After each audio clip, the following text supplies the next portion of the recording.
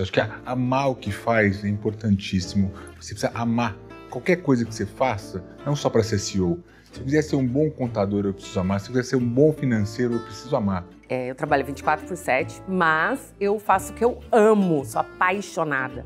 Então, quando alguém fala, não, mas vem assistir um filme da Netflix, eu juro, eu prefiro fazer um Excel, eu prefiro ver um PowerPoint, eu prefiro ver número. Acho que a primeira coisa que eu deixo bem claro isso, eu não formo herdeiro, eu formo sucessor. O meu filho pode ser herdeiro, mas se ele quiser sucessor, ele vai ter que fazer alguma coisa. A liderança é o que faz a pessoa realmente ser seguida e que faz ela ter sucesso. E para isso, ela precisa ter conhecimento. Não existe liderança sem conhecimento.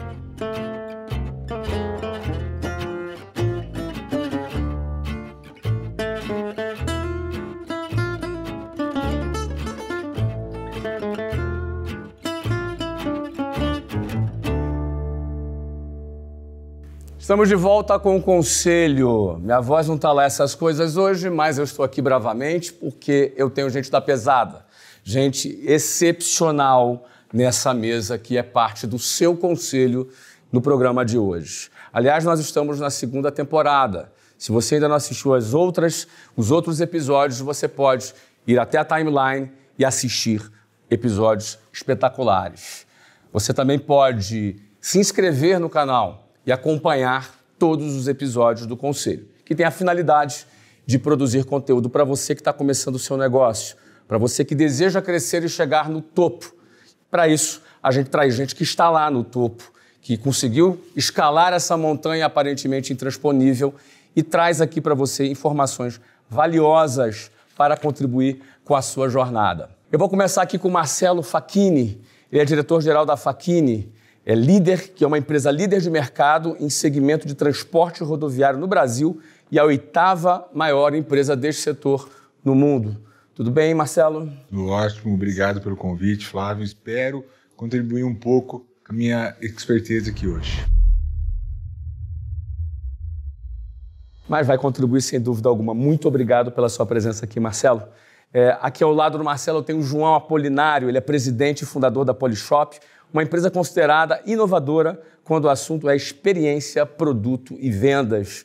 João, como vai você? Prazer em revê-lo. Obrigado, Flávio. Prazer estar aqui com vocês e com essa liderança aqui presente nessa mesa, nesse conselho. Sensacional. Aqui do outro lado tem a Fátima Pissarra.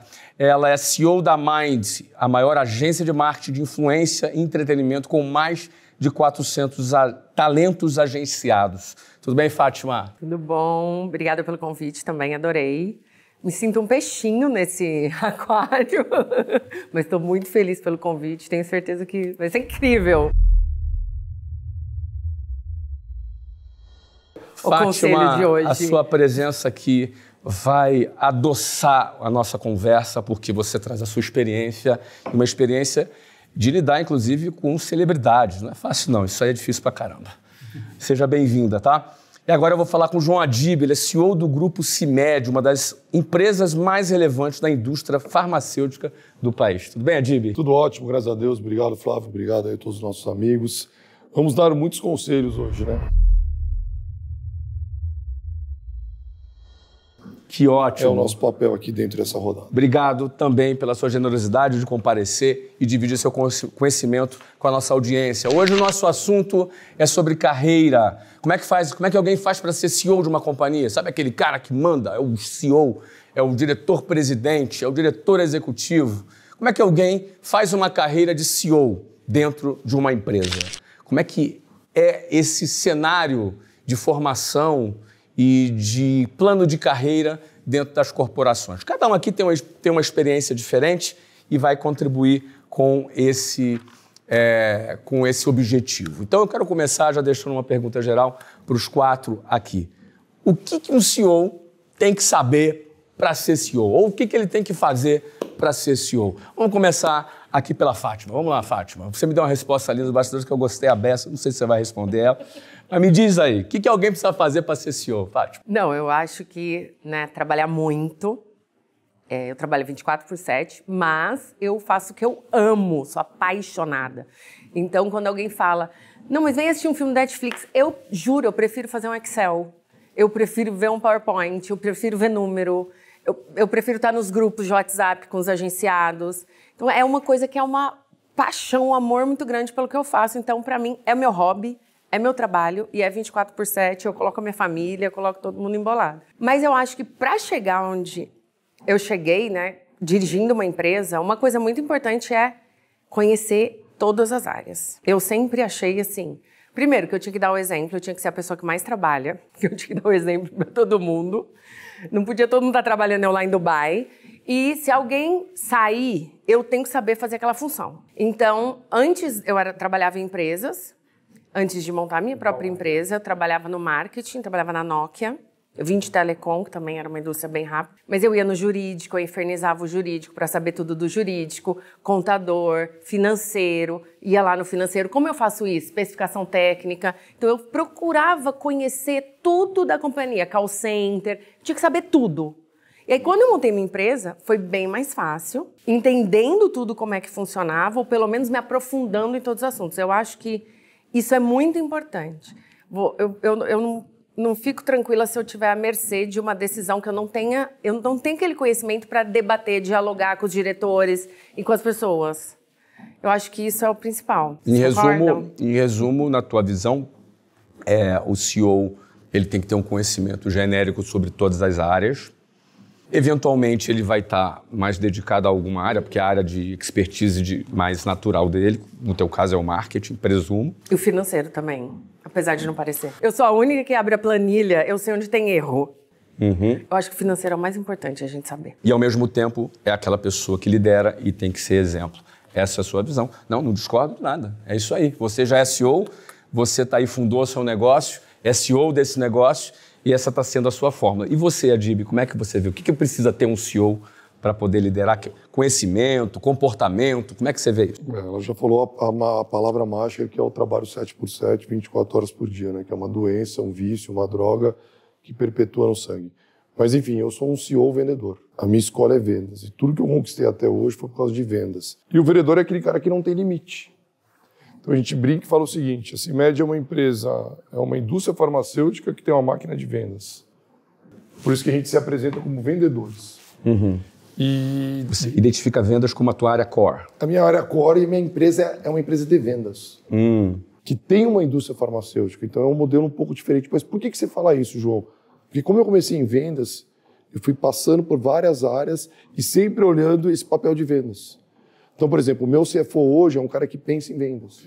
O meu tributário, ele dá soluções para vendas. Certo. Quer dizer, aquele que não vende ajuda a vender. Sabe aquela jogada, não fica burocratizando. Tem uma cultura forte de vendas na empresa. A cultura forte é que a cota faz parte de um direcionamento. Mas a gente sempre quer fazer a mais. Por isso que nos últimos, talvez os últimos 10 anos, a gente cresce o dobro que o mercado cresce. Por causa justamente desse espírito de vendas. Eu me apresento como um CEO vendedor. Perfeito. Esse é um conselho que eu deixo muito forte, que independente da área que você trabalha ou que as pessoas trabalham, tem que ter core de vendas. Deixa eu antecipar uma pergunta que eu faria depois, porque eu acho que tem a ver com esse momento. Você, na sua empresa, se você, por alguma razão, decidisse ir para o conselho ou não ocupar mais a posição de CEO que você ocupa hoje, e você tivesse que escolher alguém para te suceder, você buscaria alguém com core em vendas também? Total. Para não mudar a pegada, né? Eu comecei a trabalhar com vendas com 15 anos, eu tenho 51. Então, minha história é com vendas. E a gente está preparando justamente essa base para não perder esse espírito. Então, acho que a cultura é muito forte. Quando a gente fala de cultura dentro da CIMED hoje, principalmente no canal farmacêutico, é uma cultura muito forte. Na verdade, uma indústria farmacêutica que não tem cara de indústria farmacêutica. A gente navega no universo assim, meio diferente do nosso negócio. E o vendedor é aquele cara que tem que ter história. Não adianta você só ter preço e prazo. Você tem que ter conteúdo. Mas aonde está fundamentado esse conteúdo? E aí que a gente vem com essa cultura. Fátima, deixa eu voltar para você antes de completar a roda aqui.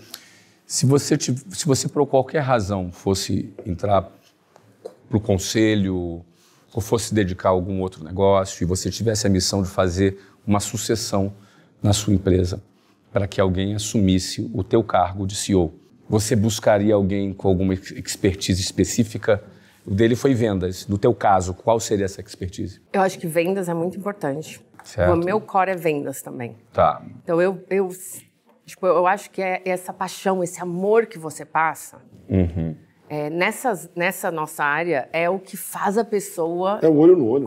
Ser convencida e acreditar e falar, cara, eu quero sentir o que a Fátima está sentindo. Então, esse amor de vender, eu acho que é o que gira.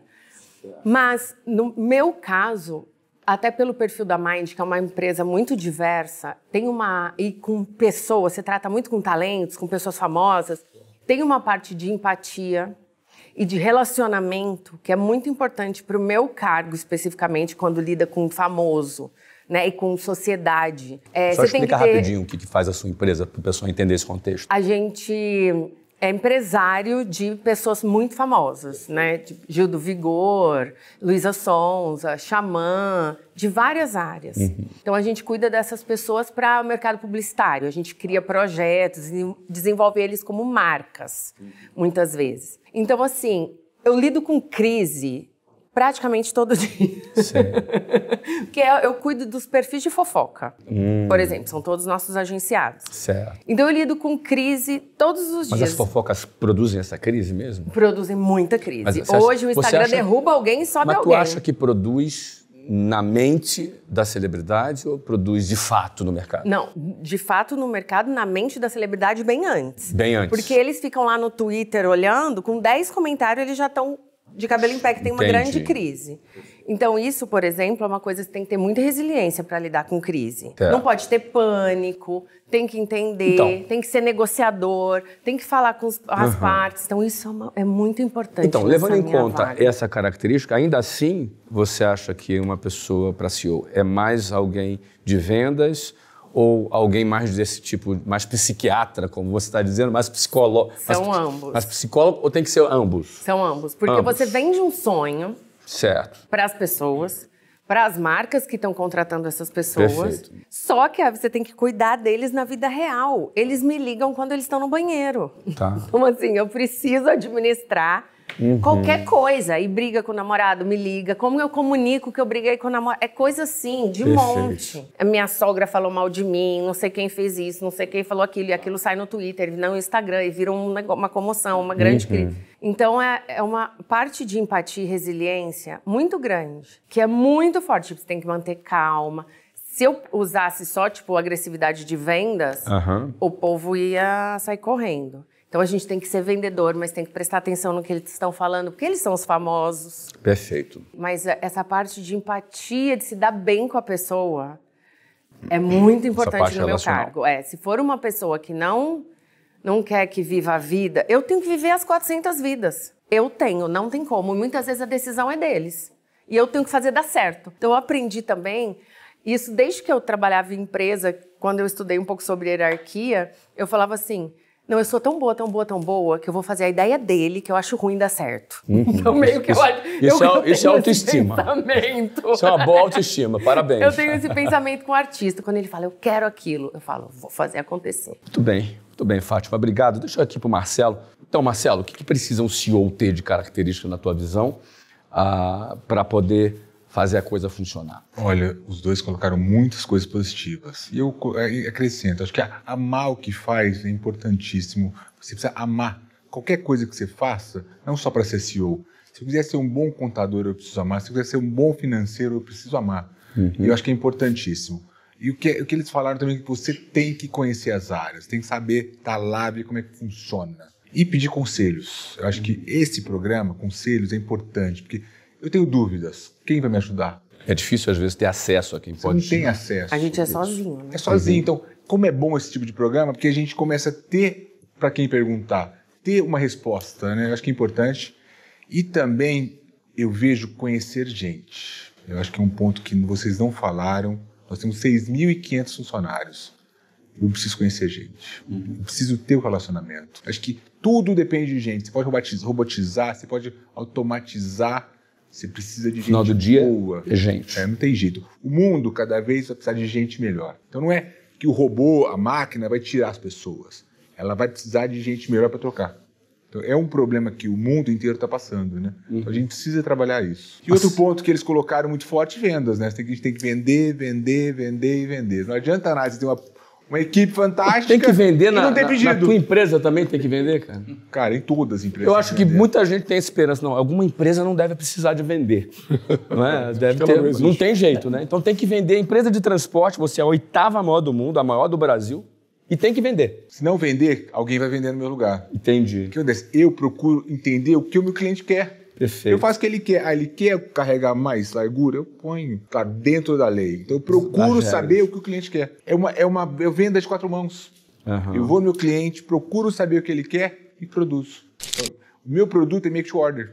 Então é complicado, isso é difícil. Mas a gente ganhou o mercado assim. No teu caso, Marcelo, se você que é diretor-geral, né? Você é o CEO da tua companhia. Se você tivesse que, por alguma razão, entrar no conselho, sair da operação e colocar um CEO, um diretor-geral no seu lugar, você buscaria qual competência em primeiro lugar? Eu acho que conhecer a fábrica, a produção, eu acho que isso é importante. Ou seja, a produção tem uma relevância maior. É importante, porque o produto nosso muda demais. Fala um pouquinho do seu produto para a gente entender esse backstage aí. Nós transportamos carga pelo Brasil inteiro. Sim. Tipo, você compra remédio da CIMED. Tá. O meu produto leva para o cliente. Tá. O meu produto transporta até a farmácia. Uhum. E o meu produto transporta nessas rodovias horríveis que o Brasil tem, né? Os nossos motoristas hoje são pouco valorizados. Certo. Eles são heróis. Uhum. Imagina se no Mato Grosso, uma estrada que não tem só terra, como é que faz? Então, nós movimentamos esse país e praticamente 70% do transporte brasileiro é rodovia. Você não tem ferrovia, você não tem aviação, cabotagem, não tem nada. Então, nós fazemos esse país rodar. Isso é importante. Rodar ou parar? Também. Já fizemos parar também. Tá. Né? Nós não fizemos nada. Nada. Ninguém fez nada. É verdade. Muito não posso falar isso, senão eu vou uma autoculpa que não é minha. Perfeito. Então você priorizaria alguém da produção. E também da logística. Da logística, produção e também vender. Acho que a venda... Tem que ter venda também. Tem que ter vendas, com metas, com produção, com objetivos, né? Qualidades. Acho que não adianta a gente vender preço. Perfeito. Você tem que vender produto melhor. Se você vender preço, você vai vender commodities, você vai brigar com muita gente. Você vai trabalhar para ganhar muito pouco também. Isso aí. Nós sempre fizemos o diferente. O que você quer? Eu vendo isso. Eu tenho meu produto standard? Tenho. Mas a maioria da peça que eu vendo, o que você precisa? Porque se você ganhar, eu ganho também. Muito bem. Muito bem, Marcelo. Muito obrigado. E aí, João? Tem 2 Joões aqui na minha mesa. Então, aqui é o Apolinário, aqui o Adib. Então, Apolinário, ele falou de preço e valor aqui, que é teu mantra, né? Vender valor em vez de vender preço. Mas vamos falar um pouquinho de CEO. O que precisa ter um CEO? Você que é CEO da Polishop, você que é investidor de várias empresas que têm os fundadores como CEOs. Inclusive, quando você decide investir num negócio, o que você busca nesse CEO? O que ele precisa ter? Bem, falaram coisas que, sem dúvida nenhuma, ficaram poucas coisas, ou que se falaram. O que eu tenho é muito resumo disso que foi colocado. Eu acho que todo CEO ele tem que ser naturalmente um líder daquilo que ele faz. Ou seja, ele tem que ser o líder da empresa dele. Ele tem que ser um líder, mas não porque ele foi colocado lá ou alguém o colocou lá. Ele tem que ser um líder porque as pessoas o reconhecem como um líder. Porque quando existe o reconhecimento, as pessoas seguem o líder e não o chefe. Porque às vezes tem um CEO que ele tem o papel de chefe, ele é o chefe, é o CEO, né? E o chefe ele só é obedecido. Então eu acredito obedecido, temido.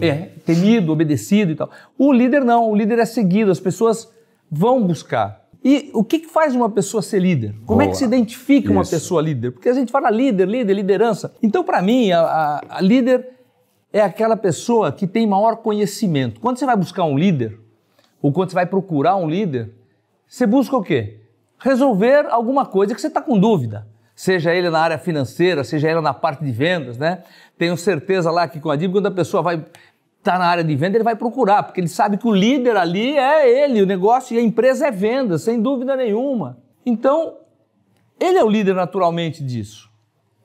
Então, a liderança é o que faz a pessoa realmente ser seguida e que faz ela ter sucesso. E para isso, ela precisa ter conhecimento. Não existe liderança sem conhecimento. E como é que você faz para você ter uma pessoa, para você ter conhecimento? Eu quero me tornar o CEO da minha empresa, eu quero...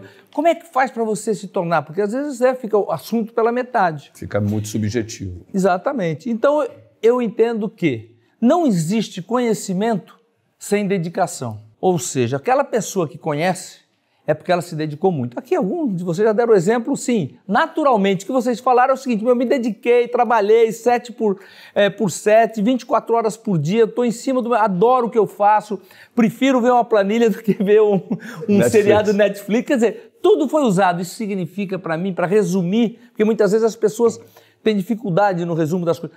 Para mim, para resumir, é o seguinte, se dedique naquilo que você faz, naturalmente você ganhará dedicação, você ganhou dedicação, você passa a ser reconhecido como líder, e líder sim é o CEO e deve ser o CEO da sua companhia. É assim que eu vejo, é assim. E conhecimento é diário, porque principalmente com todo o avanço de tecnologia, de tudo, você absorve conhecimento diário. Significa o quê? Dedicação também é diário. Quer dizer, não dá para você achar que você é o CEO da tua empresa, estou tranquilo, já conheço tudo, e não preciso me dedicar mais, posso ficar na boa na praia. Não é verdade. Aí você sai, dá o espaço para uma outra pessoa e essa outra pessoa tem que ter esse comportamento. Dedica, recebe conhecimento e para você ter conhecimento, você precisa ter dedicação e ser um grande questionador. Seja um grande questionador se você quiser ser um líder na sua empresa. Questione tudo, porque tem vários departamentos que a gente não conhece.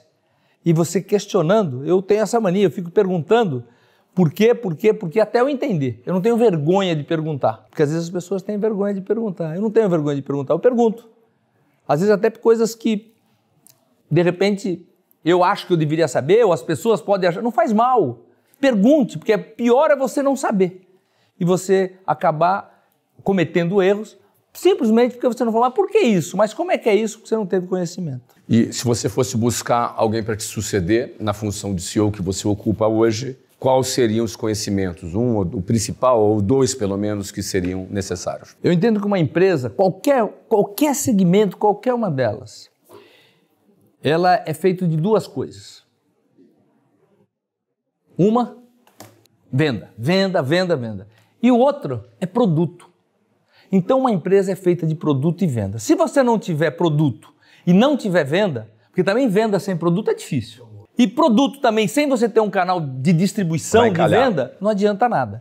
Então, o que eu procuraria era alguém que tivesse tudo isso que eu te falei, conhecimento, fosse líder, mas que tivesse muito foco, muito claro, que ele sabe a importância que é você estar sempre com produtos inovadores, realmente que você tivesse ali trazendo alguma coisa diferente para o mercado e um canal de venda, distribuição, olhando muito bem a venda e distribuição do outro lado. Ou seja, produto e venda era o foco para essa pessoa como característica, além daquilo que eu já falei, ser um líder, sem dúvida nenhuma, no geral da empresa. Você percebeu que os 4 de indústrias diferentes, eu estou falando aqui da economia da influência, estou falando aqui da área farmacêutica, área de transporte, e varejo e investidor, todos eles acabaram dizendo que uma empresa precisa vender. Se não vender, ou seja, buscaria um CEO que tem uma característica de vendas. Ninguém combinou de responder isso aqui, eles não sabem as perguntas, então até me surpreendeu, eu esperava até ouvir mais um pouco do financeiro, mas realmente eu vi aqui muito produto, vendas e logística, né? Vendas e ser psicólogo, né? Ser um pouco de gestão de pessoas, vendas do sangue aqui com a Adib. Fica aí para você a tua reflexão. Muita gente me pergunta o que eu faço para ser CEO, não é? Outra pergunta que eu sempre respondo é o que faz um CEO? Vamos tentar explicar para a turma o que faz um CEO? Não é? Qual é o trabalho dele? Como é que ele organiza o trabalho? Ele cuida de todas as áreas. Ele precisa saber tudo. Ele precisa saber todas as áreas. Ele precisa ter uma noção de todas as áreas. Adib, fala um pouquinho sobre isso. Acho que a pergunta é o que não faz um CEO, né? E o que não faz também? Vamos por aí. Porque nós temos que fazer tudo, tem que se virar, tem que aprender, né? A tua área core é vendas, mas financeiro e contabilidade você tem que ter uma visão geral, entender Porque os seus números, seus resultados vão se manifestar ali naqueles números, né? Um bom vendedor é aquele que, primeira coisa que ele tem que entender de número, né? Se ele não entende de número, ele está morto, né? Então já começa a história por aí. Então essa escola é a escola da matemática, que é simples, né? Ou a gente divide, ou a gente multiplica, ou a gente soma. Escolhe qual caminho que você quer ir. Então ali você já pega o perfil. Eu falo muito, Flávio, que é o seguinte, é até polêmico isso, mas é legal porque a gente está num grupo aqui. O que você mais prefere na tua empresa? Um currículo ou uma atitude? Atitude. Atitude, com certeza. Atitude, total. Atitude. Antigamente o currículo pesava demais, não pesava? Então a gente vem se transformando. E por que eu falo da atitude? Como o João falou, ele falou assim, a gente tem que estar do lado de pessoas que vão me ensinar aquilo que eu não sei. Eu posso ter um feeling, mas eu não estudei profundo aquela área. Então a partir do momento que você começa a montar esse time, você começa a ter um time de alto rendimento. Por isso que eu gosto muito desses projetos de esporte. Como é que um time ganha? Não ganha de um jogador. Ele ganha pelas peças-chave, entender o que é um negócio, e o negócio vai para frente, você vai ganhando tudo. Então, por exemplo... Saber montar esse time é fundamental. É fundamental. E o CEO, ele é o montador. Ele é o técnico, é o montador de time. Você acabou de falar a palavra correta. Eu não sou o CEO, eu sou um técnico. Dentro desse perfil, desses 35 anos que eu trabalho na nossa empresa, principalmente empresas que você é fundador ou cofundador, né? Praticamente aí você nasceu no negócio, você está no negócio, você vai aprendendo com o tempo com isso aí tudo. Você montar esse time com um perfil que a tua empresa tem dentro da tua cultura é muito mais rápido, desde que você identifique aquele profissional. Porque a maioria dos CEOs, eles não perdem muito tempo com pessoas. E pessoas hoje são... Por quê? Porque antigamente a gente não olhava isso como uma forma. Hoje, para mim, 50% do meu tempo hoje eu perco com pessoas. Não é perco, eu ganho com pessoas. Perder no sentido de você ter uma agenda de horário. Porque antigamente contrata. Mas se o contrato é errado, João, o que acontece? Não acontece. Não Na joga. verdade, é mais de 50%, se você for olhar, é mais de 50% que você está lidando com pessoas. Porque um negócio é feito por pessoas. Total, né? total. Não existe um negócio. Isso para mim ficou muito claro durante a... Quer dizer, a gente já sabe disso, né? Mas durante a pandemia... Nos primeiros dias de pandemia, a empresa totalmente vazia. No nosso escritório, lá na nossa matriz, era um lugar que normalmente estava entre 700, 800 pessoas. E eu fui, assim, logo nos primeiros dias, eu olhar aquilo. A gente tinha um call center que até de madrugada, 24 horas, né? Até de madrugada tinha gente, tinha pessoas. Eu cheguei lá, aquilo completamente vazio. Foi a pior sensação e ali ficou muito claro para mim duas coisas. Uma, que já sabia que aquilo não valia nada sem ninguém lá dentro. Né? Aquilo era um lugar triste, vontade de chorar, de você ver tudo aquilo, todas aquelas mesas, todos aqueles computadores, tudo desligado. E o mundo acontecendo lá fora, o nosso e-commerce bombando, aquilo tudo parado. E a segunda coisa que me deixou assim muito impressionado durante aquele momento, né, ver como as pessoas, né, elas são dependentes de atitude de outras, ou seja... Uma pessoa, quando ela está se despedindo ou quando ela sai da sua companhia, ela não está indo embora da empresa. Ela está indo embora de quem? Do seu chefe, do seu líder. Porque o líder não precisa ser ou não deve ser só o CEO. Cada departamento, cada área tem que ter o seu líder.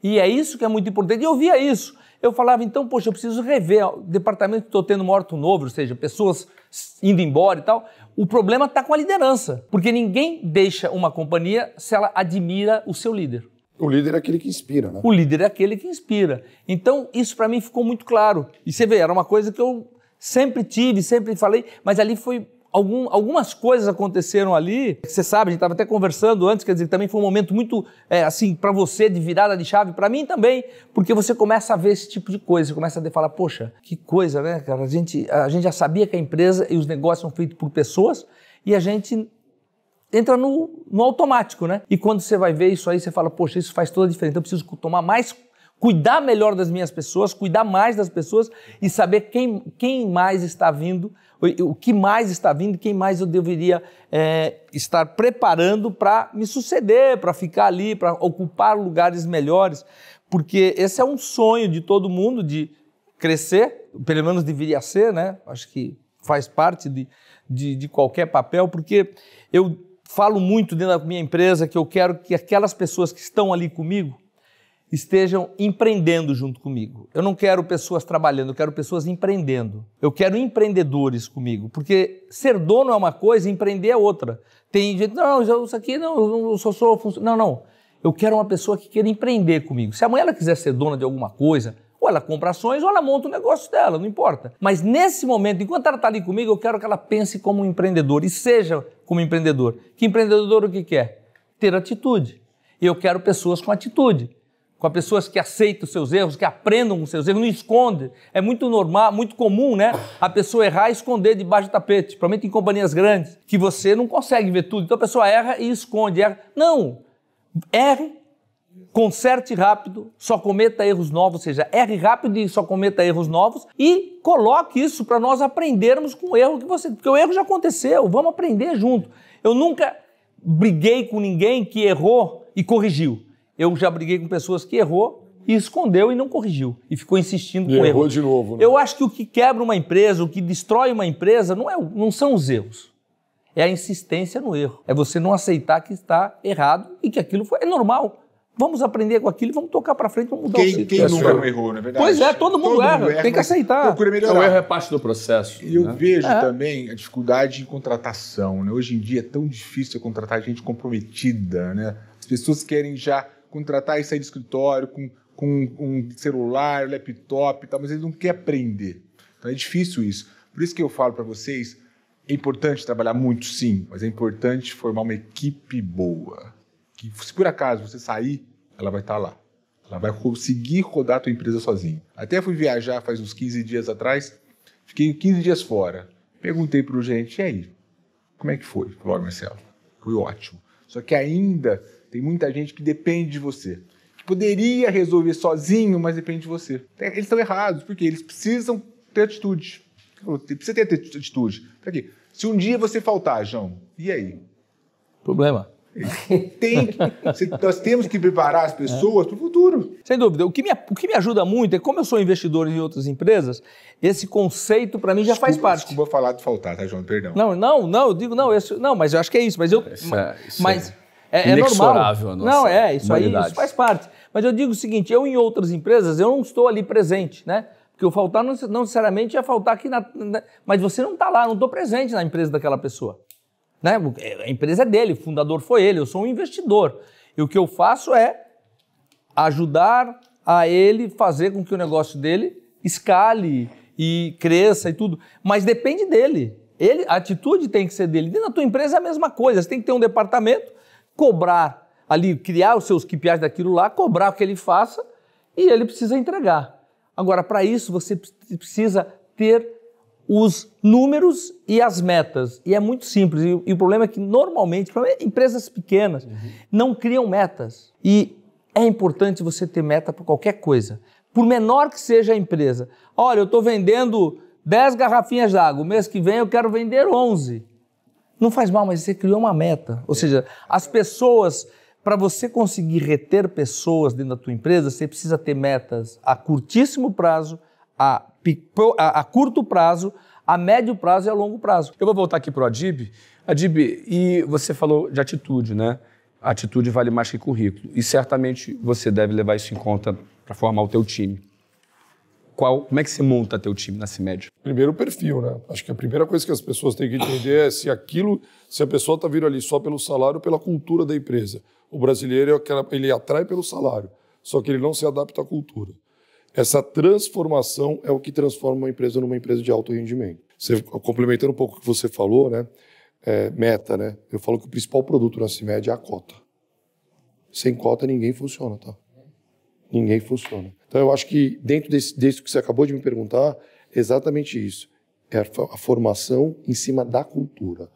Eu entendo o que aquela empresa faz, eu entendo por que eu preciso vestir aquela camisa e o que eu posso realizar os meus sonhos daquele emprego que eu estou e aonde eu quero chegar, que é a prosperidade. Tem isso claro na tua empresa, o plano de carreira? Totalmente.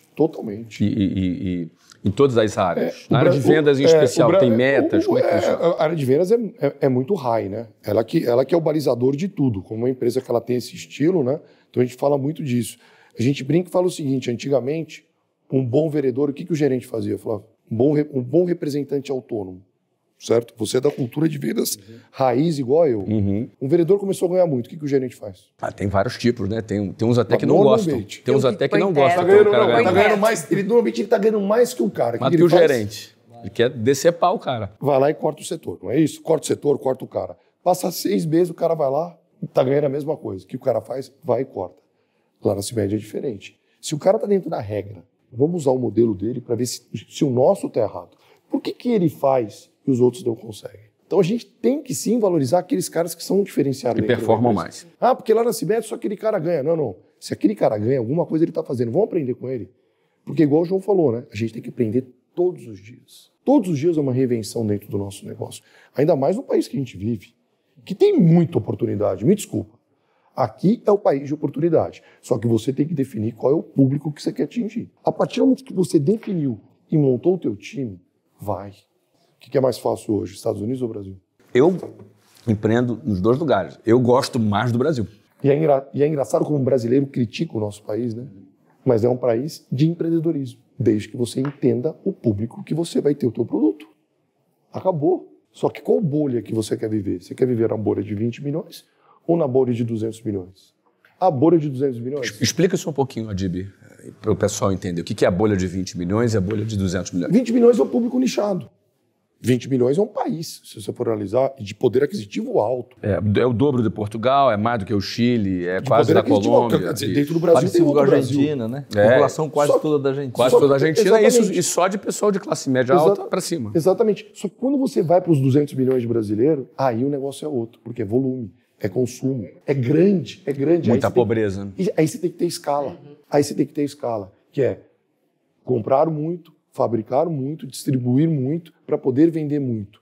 E aí esse muito vai te dar um lucro que pode ser menor do que o da bolha pequena, só que proporcional é gigante. É acertar o público do teu produto.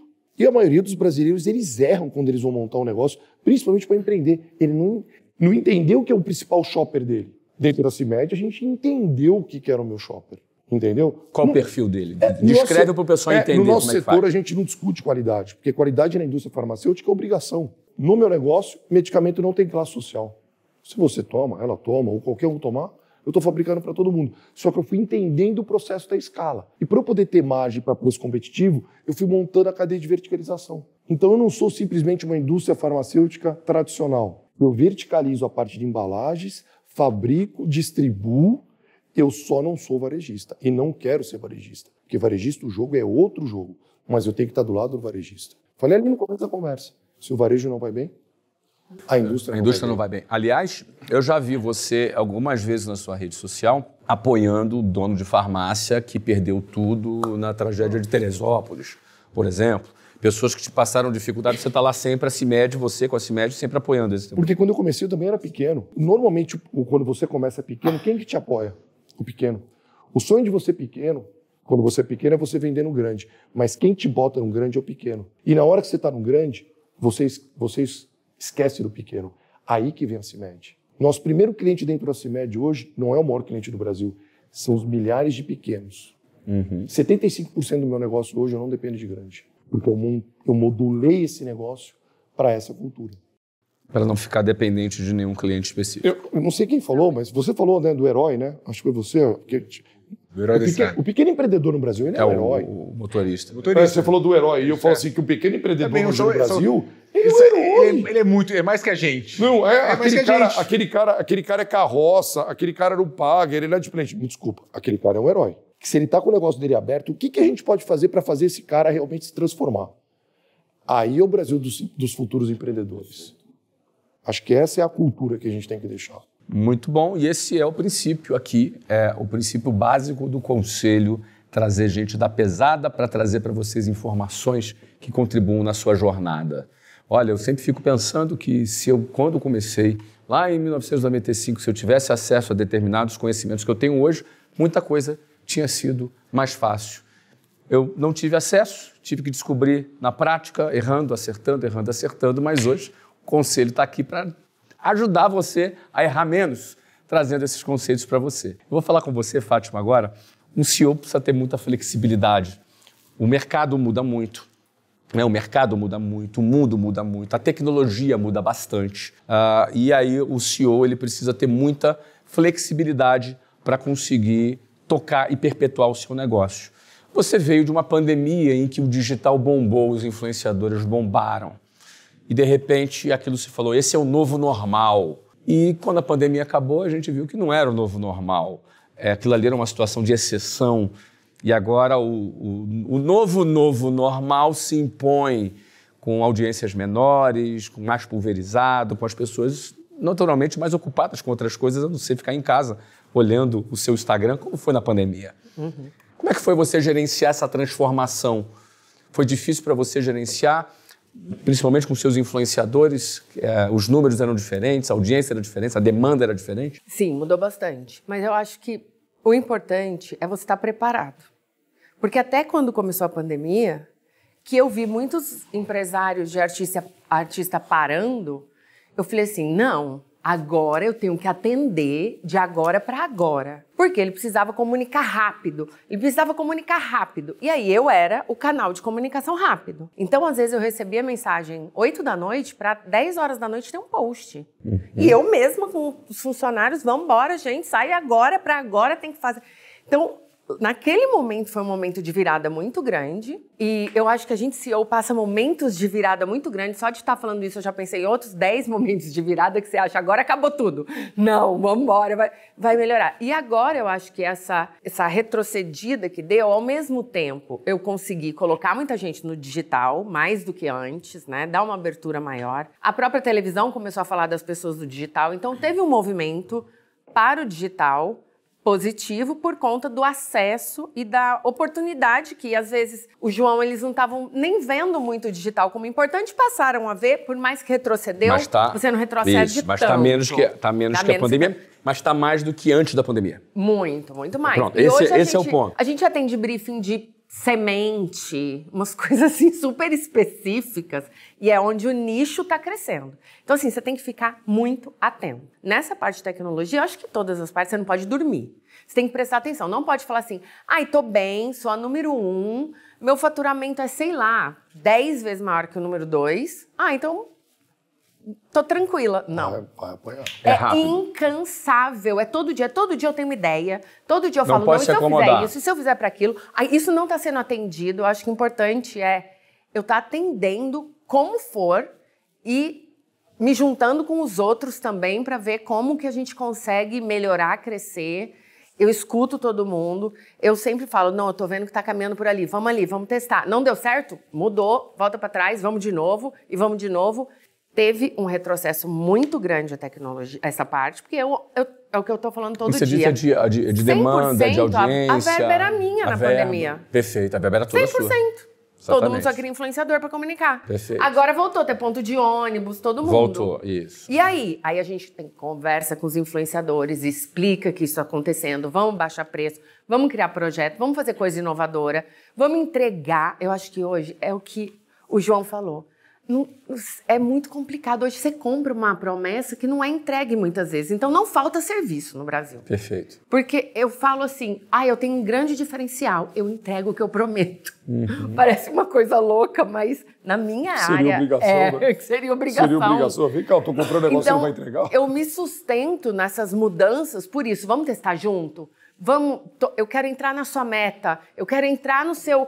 É o que ele falou também, o que você quer de mim e eu quero fazer acontecer. Se não der, nós vamos tentar de novo, e eu tenho responsabilidade junto a você. Isso aconteceu lá, aconteceu durante a minha carreira e agora nesse retrocesso também. E é segurar na mão da equipe também. Acho que a equipe de funcionários, né, que a gente trabalha, gente, vamos dar a mão e vamos embora para frente. Estamos todo mundo junto aqui nesse barco. Está retrocedendo, mas a gente precisa demitir um pouquinho, aí já contrata um outro tipo, aí já faz essa mudança. Mas o que a gente quer, o objetivo é aumentar a empregabilidade, aumentar a qualidade de vida, ter o propósito e, no fim, todo mundo com salário viver melhor, né? Muito bem. Bom, você já conheceu o perfil já dessa nossa turma boa pra caramba, né? Você sentiu a qualidade, a experiência que essas pessoas têm. Eu vou passar aqui agora para o Marcelo. Ele vai escolher uma perguntinha. Agora a dinâmica é assim, Marcelo. Você escolhe essa pergunta e você vai escolher para quem você vai fazer essa pergunta. Tá legal? Se for pergunta bomba, você escolhe para quem você quer mandar a bomba aí. Olha, essa daqui eu não gostaria de responder, não.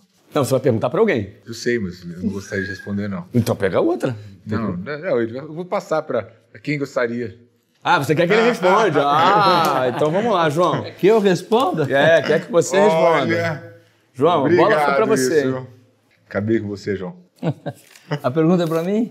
Sim, senhor. Bom, então faça a pergunta. Eu quero saber se a politicagem, né? Ajudar a cadeira do seu... Ou seja, você Ou seja, puxa saco, você virar CEO. Não, eu acho que não ajuda e não deveria ajudar, né? A gente sabe que tem muitas empresas, especialmente empresas grandes, multinacionais, a gente não pode pensar só em empresas pequenas, né? Assim, ou empresas com dono, né? Mas tem muitas empresas, às vezes, que não tem o fundador, o dono. Então, é muito comum, né? Essa história de ter uma politicagem, ter essa... Você acha que acontece muito nas empresas? Acontece bastante e tem a conversa de corredor, né? Isso é um negócio que acontece não só em empresas grandes, mas às vezes até em empresa média, pequena, porque na verdade uma empresa, como a gente já falou, é feita por pessoas, né? Certo. E as pessoas, elas acham muitas vezes que elas precisam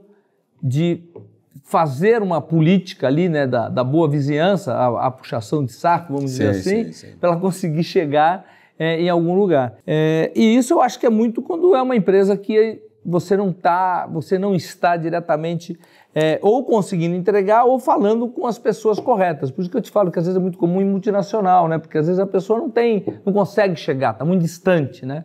Então, às vezes, não aquele principal líder, aquela pessoa que teria mais condição para sentar na cadeira de CEO, e a empresa acaba indo buscar um executivo externo, um executivo fora.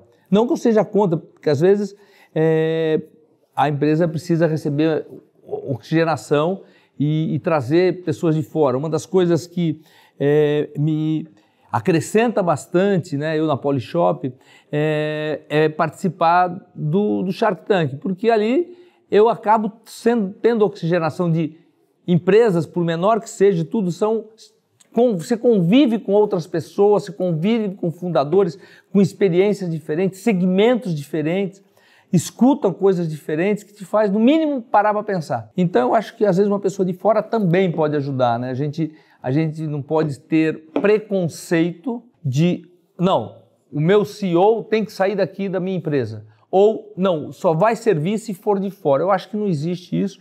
Então, infelizmente, a política também é um dos pontos que acabam pesando, né? Porque às vezes você pode ter um excelente executivo, mas ele é de difícil relacionamento. E política tem a ver com isso, né?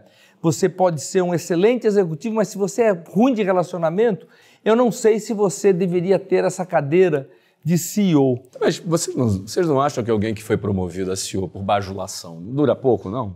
Pouco, né? Porque o resultado dele não vai... Se não virar, tá fora. Isso sim, sem dúvida nenhuma. O cara dança rápido, né? Ele não vai se sustentar. Acho difícil isso acontecer, né? Mas eu acho difícil. Eu também acho difícil, mas pode ser. Alguém já viu isso em alguma empresa? Eu nunca vi, porque eu também, meu ambiente é muito restrito à minha empresa há muitos anos. Então, cara, bajulação na nossa empresa... Para você, João. Não resolve. Você pega agora vou perguntar, né? uma pergunta e para quem você quiser, para os três aqui. Existe uma pressão maior em ser um CEO herdeiro que precisa continuar a empresa da família? Ou seja, interessante.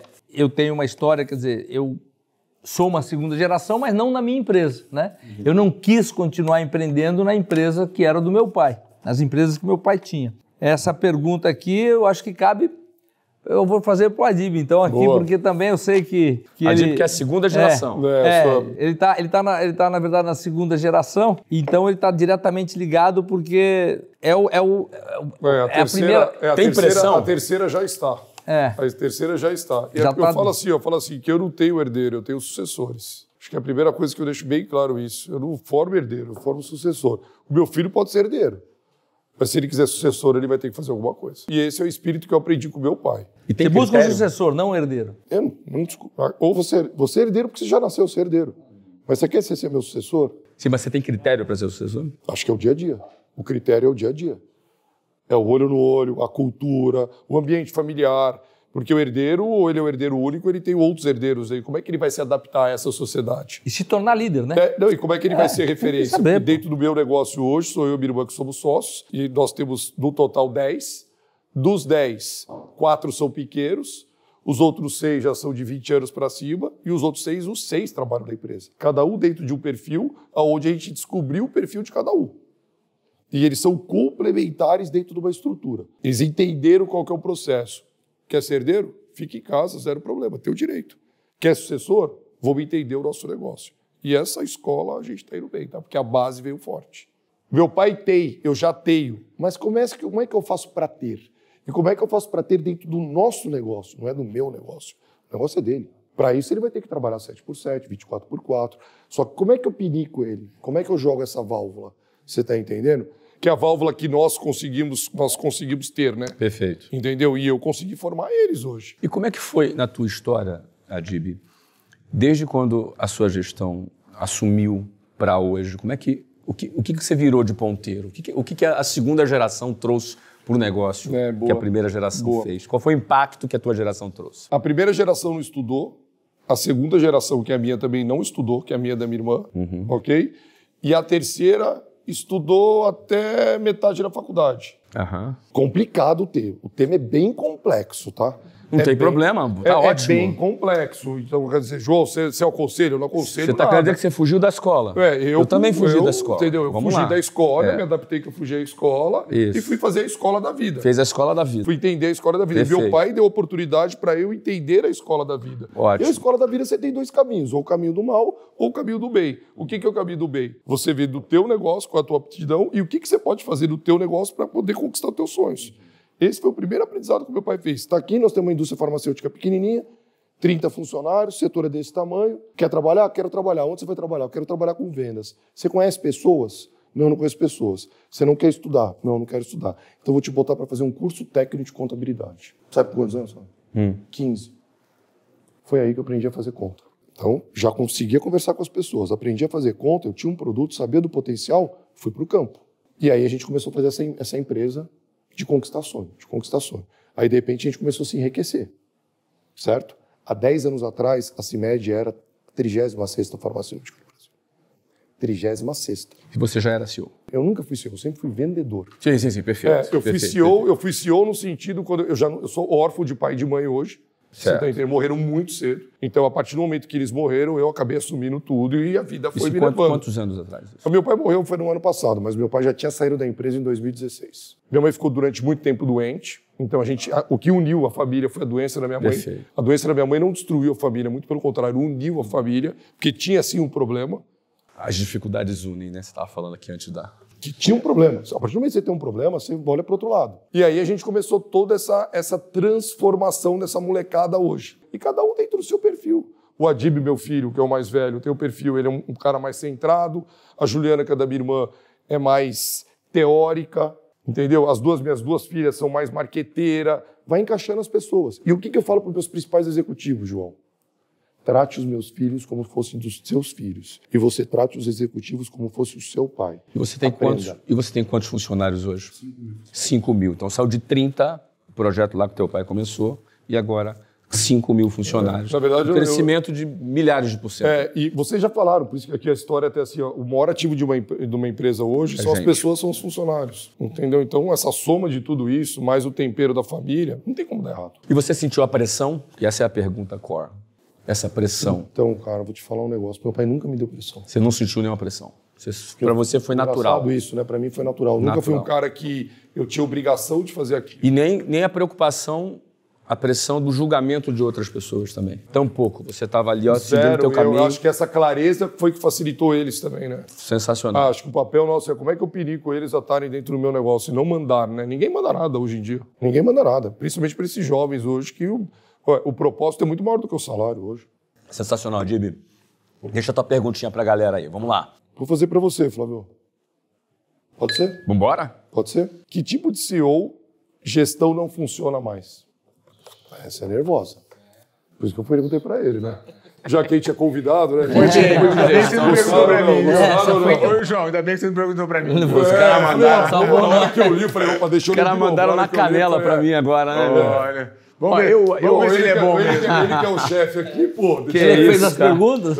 Bolou a pergunta. Que é isso? Tá aí. Não, eu não bolei nem as perguntas. Eu nem sei, eu tô falando sério, eu não sei. As perguntas aqui eu não sei o que tá, mas a bola veio quadrada pra mim aqui. Mas tudo bem, vamos aqui. Eu acho que não funciona mas aquela gestão por intimidação, aquela gestão na ameaça, sabe? Aquela gestão no medo, aquela figura do chefe que ameaça. Isso não funciona. Isso pode ter até algum resultado a curtíssimo prazo, numa semana, mas isso não perdura, porque, como você disse, a galera hoje ela está muito predisposta a admirar com quem ela trabalha, ou então descartar. Porque se você não fizer por onde ser esse líder, acho que alguém comentou sobre líder aqui, acho que foi... O líder que inspira. Né, o líder que inspira, né?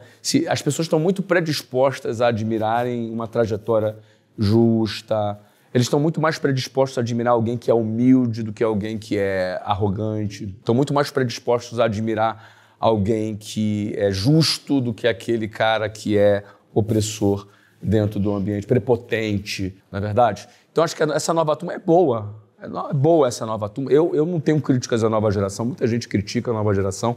Eu acho que cada geração tem características diferentes, tem coisas boas em todas. Mas, na minha visão, nesse nosso novo mundo, aquela gestão por ameaça, aquela gestão por coerção, ela é uma coisa ultrapassada. Acho que as pessoas estão movidas por propósito, por motivação, estão movidas por atingir um objetivo maior.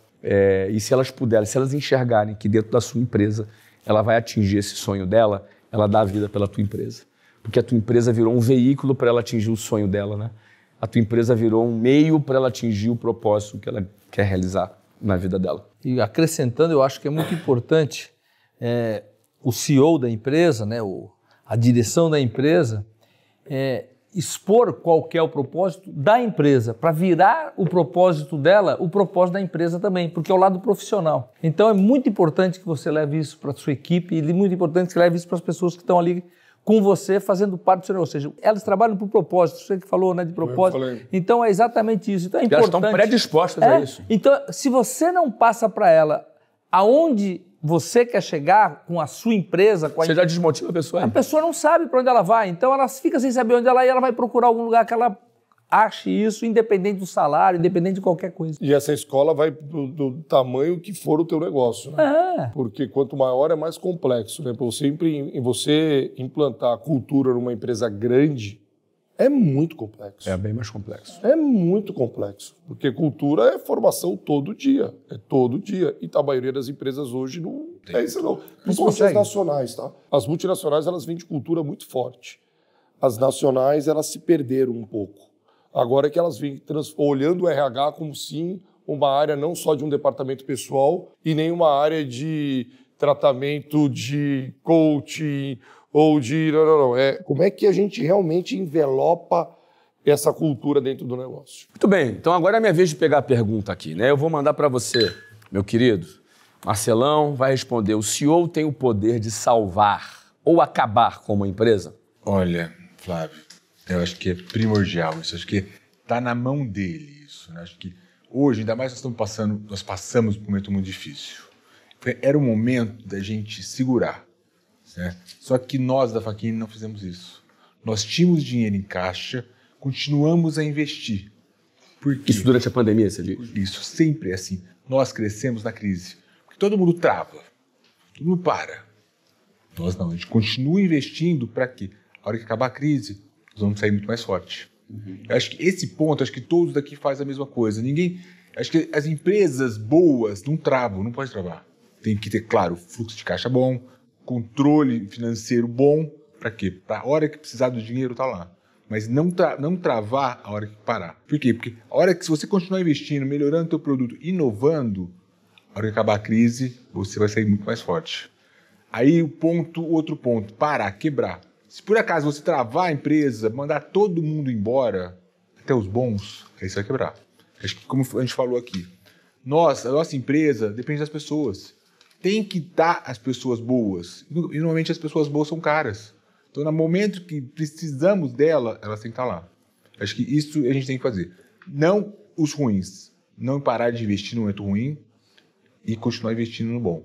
Muito bem, Marcelo. Agora, você já mandou a pergunta para o Polinário, ela não respondeu. Então, eu vou fazer aqui a pergunta para você. Muito bom. Quais erros um CEO não pode cometer, Fátima? Nossa.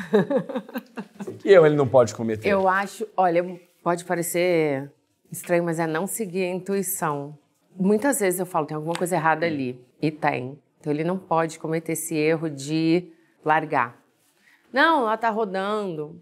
Acho que a gente recebe muitos sinais de que não tá rodando. A gente recebe um burburinho ou outro, acho que não... Mas tem fumaça, tem fogo.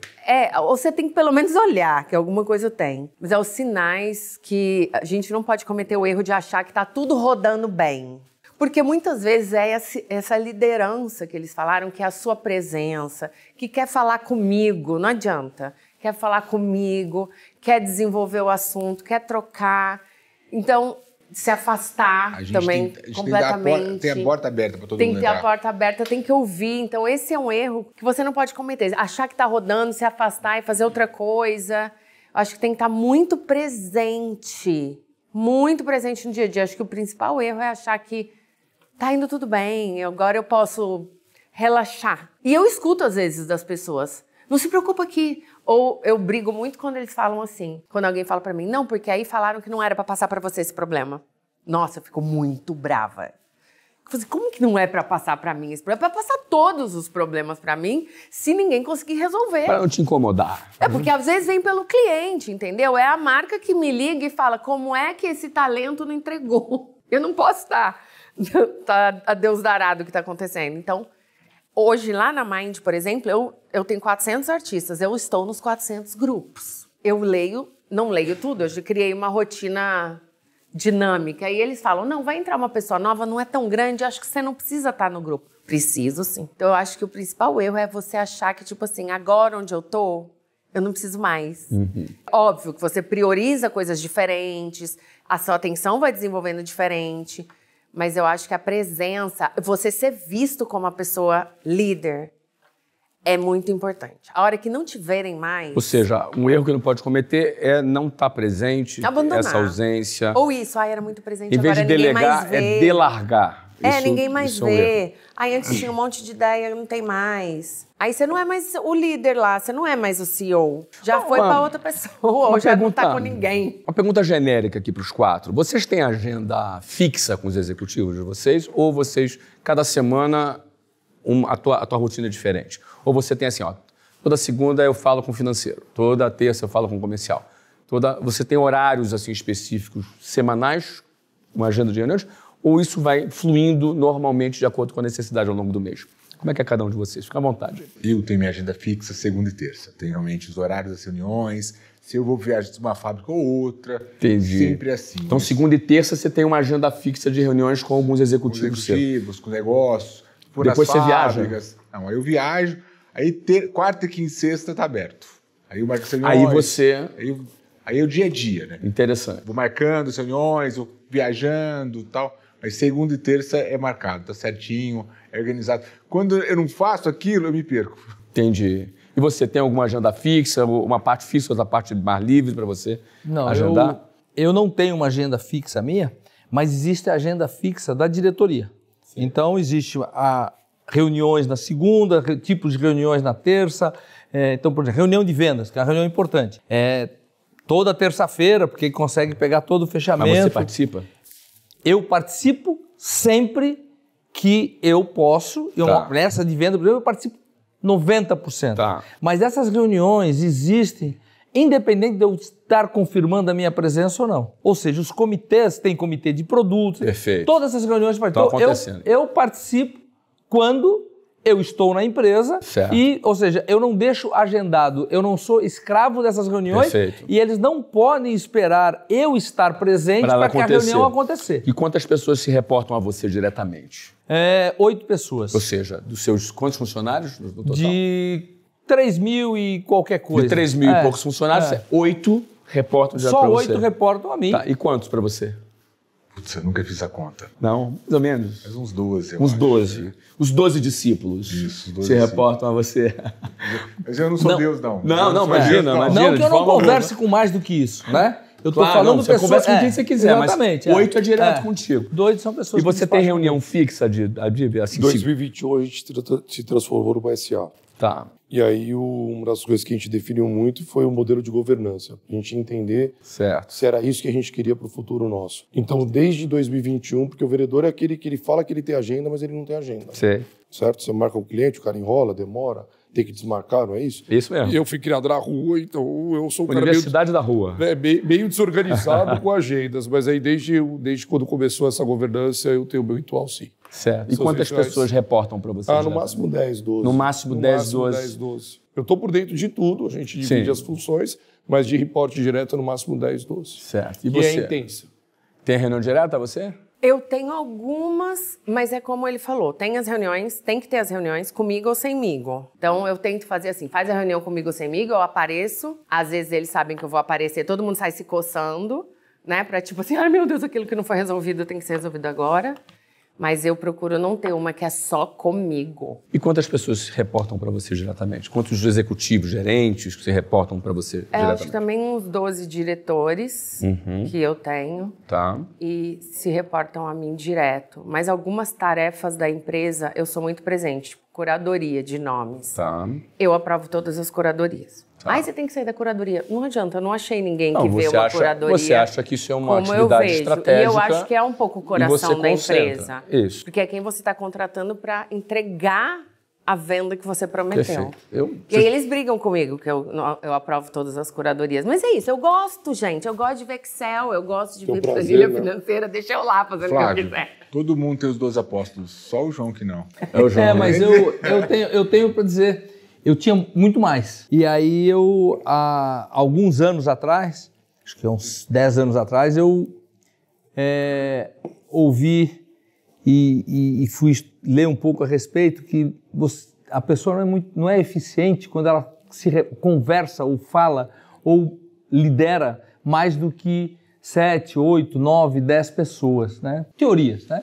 E aí eu procurei cortar. Todo mundo nessa faixa, E eu procurei cortar, porque eu era muito mais. Eu queria me meter com todo mundo. Entendi. Eu ia falando. Eu tinha perguntasse pra mim, quem sabe isso aqui há 10, 15 anos atrás, eu ia falar umas 30. Sim. E aí eu percebi que aquilo não era eficiente, ou seja, é você não delegar. Então eu já há um tempo, alguns anos pra cá, eu acho que sei lá, em 2010, 2008, eu comecei a delegar mais, ter pessoas melhores, porque eu tinha menos diretor, né? Então eu tinha mais gerente, aquela... E aí eu comecei a trazer pessoas, colocar essas pessoas, não necessariamente contratava um diretor, mas eu pegava, colocava essa pessoa com mais responsabilidade, numa posição ali mais responsável, e aí eu fazia com que ela começasse a liderar uma equipe. Então eu acabei diminuindo o número de pessoas que, na parte de vendas, é uma parte que me toca, tem os regionais. Então eu gostava que os regionais se reportassem a mim. Entendi. Brasil inteiro, eu com loja do Brasil, os regionais todos se reportando a mim. 20 regionais. Pois é, então era uma loucura, né? Chegou num momento que eu estava ineficiente. Então eu resolvi diminuir essa quantidade de diretores para eu ser mais eficiente com aquelas... Agora, todos esses comitês eu procuro estar presente. A curadoria de produtos, vendas... Essa você participa. Sim, eu participo como de a tua todas. curadoria. Mas eu participo de todas. Só que eu me dou o direito de não ir. Então, e a coisa continua o fato, pois é, mas antes era assim, Mas se o você João não está aí, não vai não tinha. acontecer a reunião. Putz, isso me deixava louco. Porque não é porque eu não estou com essa história de governança que a reunião não pode acontecer. Aham. Nós falamos, nós podemos um dia não é nem porque não está, eu posso estar viajando. Aí a empresa não tem a reunião. Que isso? Eu posso, ainda mais agora, eu posso entrar via vídeo. Às vezes acontece, eu posso fazer qualquer coisa. A minha reunião de vendas, às vezes eu estou no carro viajando fora do Brasil, se eu estou fazendo, eu participo da minha reunião de vendas. E às vezes é inerente também ao crescimento, porque você está falando, eu vi que agora, assim, depois da pandemia, eu tive a necessidade de contratar mais pessoas sêniores para ocupar, às vezes, 5 gestores. Isso aí. Então isso é importante também para o desenvolvimento do negócio. Você começa meio que mais gente, vai crescendo, vai aumentando o faturamento, você vai diminuindo, colocando pessoas mais caras que talvez no começo você não tenha dinheiro para trazer. E eu acho que você e a sua operação fica mais eficiente. Ou seja, você delegar, trazer pessoas que possam te ajudar a administrar aquela quantidade grande de pessoas e fazer com que o negócio caminhe de uma forma melhor. Agora, todo esse negócio depende muito do setor, depende muito da atividade, né? Varejo é uma coisa dinâmica pra caramba, é uma coisa mais, sabe, eu trabalho com B2C, quer dizer, eu falo com o consumidor, né? E no conceito B2C, eu gosto muito do P2P, né? Quer dizer, pessoas falando com pessoas, né? Então, isso aí é muito importante. Então, se você não passa esse conceito, você fica... Imagine, o ideal era se eu conseguisse atender e demonstrar os produtos que a gente vende para todo o meu cliente. Pô, é o que eu gostaria, mas também fica impossível, né? Eu não posso... Tem como. Exatamente. Então, você precisa ir delegando para você ficar mais eficiente. Ainda mais que agora ficou muito mais fácil com online, né? Opa! Pois é, reunião fora, eu tenho reunião que eu participo, como eu falei, no telefone. As minhas reuniões não são todos presencial, a maioria é online, então é mais fácil, muito mais tranquilo. O deslocamento é impossível. Mas outras fábricas são longe uma da outra, é complicado, departamentos e tal, então... Gente, olha, isso aqui é uma conversa interminável, deliciosa. Se a gente bota aqui mais uns petiscos aqui, uma comida japonesa pra gente, a gente vai embora.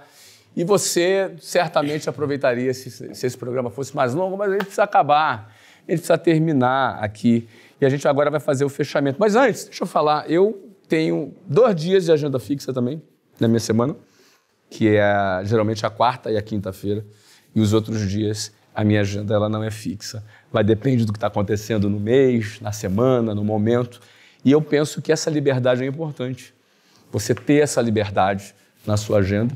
Para mim funciona muito bem a agenda fixa, porque eu já sei que se eu conversar uma vez por mês com determinado setor, ele já roda. Vendas eu tenho que conversar toda semana. Outras áreas eu converso de 15 em 15 dias. E então essas agendas vão se encaixando entre quarta e quinta. Para mim funciona super bem. E depois segunda, terça e sexta são dias que são livres, que aí a gente pode fazer a nossa agenda. Às vezes a agenda é pensar. Às vezes a agenda é você pegar, refletir, pensar como é que está o negócio, você refletir, porque a pior coisa que pode acontecer em quem ocupa a sua agenda toda com tarefas, com uma agenda fixa, é que você às vezes tem pouco tempo para pensar, para refletir, né? Verificar o que está funcionando ou não no negócio. E para mim também se reportam em cerca de 10 pessoas. Então eu não estou nem no 12, nem no 8, cerca de 10 pessoas é o que me reporta diretamente. Mas, gente, antes da gente finalizar, vamos agora pedir para esses profissionais, esses empresários, esses CEOs incríveis que estão aqui do meu lado, para deixar uma mensagem especial para você que está tocando o seu negócio. Vou começar aqui com o João. João, olha para a tua câmera aqui. Deixa a sua mensagem final para a nossa audiência. Bom, para mim é muito bacana a gente poder estar passando algumas das coisas que fazem e fizeram a diferença para o nosso dia a dia. Então aqui são pessoas que têm o seu dia a dia muito ocupado, ou seja, com várias atividades. E eu quero, como o tema é CEO, você me permite fazer um resumo, né, do CEO para mim, na forma de eu ver qual é o papel do CEO. Eu vou criar um paralelo com um maestro, né? Um maestro de uma orquestra. Ele não precisa ser o melhor músico num determinado instrumento, nem no violino, nem no saxofone, nem no piano, enfim. Ele precisa o quê? Ele precisa saber, sim, escolher qual é o melhor músico para os melhores músicos que ele precisa colocar ali naquela orquestra dele. Ele precisa fazer uma coisa muito importante, fazer com que esses músicos ou essas pessoas que estão ali com ele, trabalhando, empreendendo, convivam em harmonia. Porque quando não existem pessoas, existe estresse, existe problemas, cada um com o seu problema. Então, conviver em harmonia é muito importante. Então, esse maestro, o grande papel dele, que às vezes a gente vê um maestro numa orquestra, ele está lá, você acha que não está fazendo nada. Você tira ele dali e não consegue sair nada em harmonia. Todos sabem tocar muito bem, mas ninguém consegue fazer nada. Então, o papel do CEO é contratar os músicos ou contratar as pessoas certas, fazer com que elas convivem em harmonia, entregue o melhor daquilo que elas sabem fazer, porque você contratou os melhores, e fazer com que ali tenha um resultado harmônico e que realmente as pessoas possam perceber essa diferença que é uma orquestra afinada ou uma empresa totalmente alinhada em todos os setores e fazendo o melhor para o consumidor, que é quem mantém o negócio funcionando, o negócio aberto. Sucesso para você. Muito obrigado, João. O João é presidente e fundador da Polishop, uma empresa considerada inovadora quando o assunto é experiência, produto e vendas. Muito obrigado pela tua generosidade. Você que veio até aqui contribuir com a nossa audiência. Muito obrigado mesmo, João. Prazer demais estar conversando com você mais uma vez. Estivemos juntos no final de semana, estamos aqui juntos mais uma vez, gravando para você. Vamos falar agora com o Marcelo Facchini, diretor-geral da Facchini, líder de mercado em segmento de transporte rodoviário no Brasil e a 8ª maior empresa desse setor no mundo. Marcelo, também muito obrigado pela tua generosidade. Você saiu lá de Jundiaí para cá. Rio Preto. Rio Preto, desculpa. Rio Preto, Jundiaí para cá. Olha aí, Rio Preto, Jundiaí para cá. Poxa, sua participação aqui foi excelente. Muito obrigado, Marcelo. Deixa a sua mensagem final. Fica à vontade. Esse tempo de trânsito que eu gastei até aqui foi muito importante. Acho que tudo que eu aprendi aqui, eu aprendi muito com vocês todos. Foi muito importante para mim e eu tenho certeza para vocês também. Mas eu queria passar, Flávio, antes um negócio importante, né? Eu estou escrevendo um livro, acabei de escrever, né? Que vai ficar pronto, vai lançar em agosto, que é muito para você. É muito para você que tem algum problema, que está passando por um momento difícil, que está derrotado, que acha que está derrotado, né? Eu passei por um problema muito sério há 13 anos atrás, 14 anos atrás, que eu me modifiquei. Eu consegui sair da minha depressão e estou aqui até hoje, com força e resiliência. O meu livro chama Força Fortaleza. Eu acho que eu escrevi esse livro quando eu descobri o meu propósito. Todo mundo fala que para escrever um livro, João, a gente precisa ter um propósito. Por quê? Você sabe muito bem disso, né, Flávio? E eu descobri que eu tenho que modificar vidas, transformar vidas. Eu tenho que transformar a vida daquela pessoa que está reclamando, que não está satisfeita, que está no deserto, só que não quer sair. Então eu acho que, se por acaso, com esse livro, eu conseguir modificar uma vida só, estou satisfeito. Eu falo muito isso nas minhas palestras, colocando quão é importante você fazer diferente. Quão é importante você sair da sua casa com um pensamento positivo, amando o que você faz. Porque você não ama o que você faz, larga a mão, procura outra coisa. Não adianta, você tem uma empresa que você não está satisfeito com ela, vende algum trabalho, que nunca, se você não amar o que você quer fazer, o que você faz, nunca você vai se performar bem. E esse livro meu conta muito isso, né? Conta como eu vi o mundo ser destruído e eu saí muito mais forte, muito melhor. Estou aqui até hoje. Marcelo, eu acho que vale a pena você falar um pouco, aproveitando esse espaço aqui, o que você precisou vencer? O que você passou? Qual foi a adversidade que você passou e que você precisou vencer para poder chegar nesse estágio de querer modificar a vida das outras pessoas? Eu lembro, Flávio, quando eu acordei no hospital, 35 dias depois, eu acordei no hospital, eu não sabia aonde eu estava. Por que eu estava ali?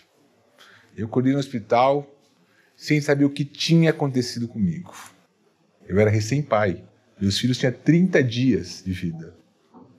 E eu fui para o hospital. Eu era forte, atleta, e eu acordei sem saber nada, sem saber onde estava.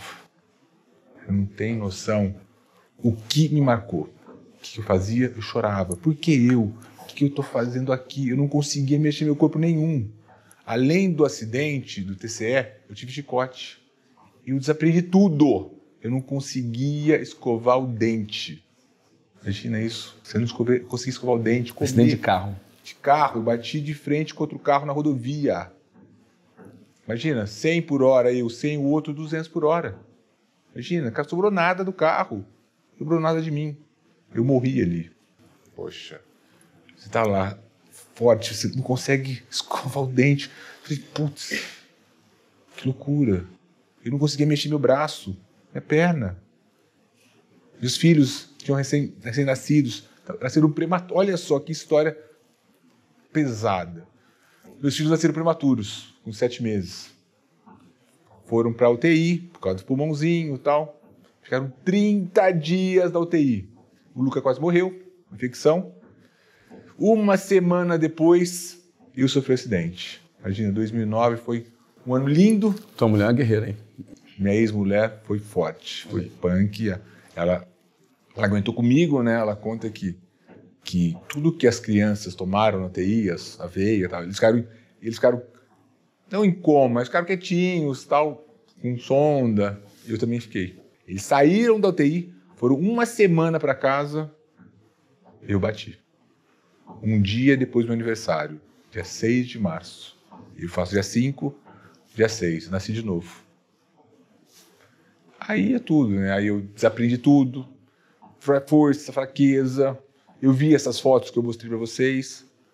Já em casa, só aí eu descobri porque eu estava no carro. Não foi Deus. Não foi Deus que me colocou lá. Foi Deus que me tirou com vida. Porque a hora que eu vi aquelas fotos, eu não chorei. Eu não fiquei emocionado. Eu fiquei feliz. Porque eu sabia que era para estar morto. Eu sabia que aquilo não era para estar vivo. Eu perguntava por que eu estava... Por que você... Por que eu, em vez de mudar, perguntar por que eu... Por que você tirou daqui, me tirou de lá? O que eu fiz? Eu tenho algum propósito. Eu tinha alguma coisa que ele preparou para mim. Isso já faz 13 anos, não é isso? Faz 14 anos. 14 anos. E você acabou de registrar essa história com detalhes do livro, que vai ser lançado quando? Em agosto. Em agosto, pela editora? Citadel. Citadel. E o nome do livro vai ser? Força, Fortaleza. Força, Fortaleza. Força, Fortaleza, que certamente vai estar na nossa biblioteca. Quem está aqui acompanhando o nosso programa, acompanha aí, fica ligado em agosto. Força e Fortaleza, do Marcelo Facchini, que conta essa história extraordinária. E eu quero contar com você com detalhe quando lançar o livro. Quero vir aqui. Muito obrigado, vai ser um prazer. Se você me convidar, né, Flávio? Não, imagina, você manda, cara. Isso aqui, obrigado por você se propor a dividir isso não só comigo, com a gente aqui, mas com todo mundo. A sua experiência, ela sem dúvida alguma que te impactou, tem tudo para impactar as pessoas também. Você é um guerreiro, meu querido. Parabéns, muito obrigado. Vamos deixar a mensagem final agora com a Fátima. Bola contigo, Fátima. Olha, eu acho que o mais importante que eu comecei principalmente aí o mercado feminino, né? A gente não acredita muito que a gente é capaz, a gente tem medo de deixar, de ficar sem receber salário, como vão ficar os filhos, o que eu vou fazer, vou perder tudo. Eu acho que é muito importante a gente dar valor, e foram muitos homens que me deram o valor que eu tenho hoje, que falaram pra mim, acredite em você, que você é muito foda. Então eu acho que é importante a gente acreditar nesses homens, exemplos que passam na nossa vida. Foi o Ricardo Marques, que vendeu a Elemídia, foi meu chefe David dos Estados Unidos, e o Scapini, que hoje é meu sócio, Marcelo Soares, Marcelo Azevedo, que é empresário da Preta, que foram pessoas que falaram, você pode. E ter a coragem de empreender. Porque a gente, que é mulher, a gente trabalha, a gente é mãe, a gente é mulher, a gente é tudo ao mesmo tempo e a gente ainda não acredita na gente. Então, acho que o importante é acreditar que a gente é capaz, que a gente pode fazer, a gente pode transformar e ir ali usando dessa emoção no propósito. Não ter medo e ter muita coragem de assumir esse papel, que muitas vezes eu sou chamada de masculinizada, porque eu sou brava, ou porque eu tenho comando, tenho liderança, e a gente acreditar que não, que é a postura da posição, ou que é inerente ao que você tem que fazer, respeitar o seu sentimento, isso eu acho muito importante também, de isso eu não tenho capacidade de fazer, não gosto de fazer, não vou fazer de outra forma. Então, eu acho que para a mulher que muitas vezes não acredita, e isso é muito forte na gente, todo mundo falava empreende, eu falava jamais vou empreender. Eu era excelente funcionável, entregava 300% da meta, estava feliz, comprando minhas coisinhas e montei uma empresa na sala da minha casa, porque os homens acreditaram e me empurraram a fazer isso, que eu falo que me jogaram no penhasco, que eu consegui voar.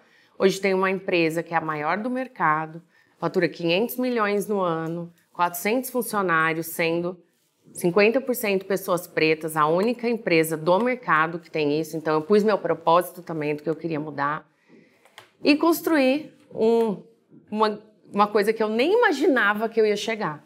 Eu acho que a coragem, o empurrão é o mais importante para a gente ir fazer. E se não der certo, faz outra coisa. Acho que essa é a principal mensagem aí para mulheres empreendedores que estão desencorajados ou que querem aí um empurrão. É isso, é o propósito, é o amor, é fazer e sem medo se jogar, conversar com as pessoas, ouvir os conselhos.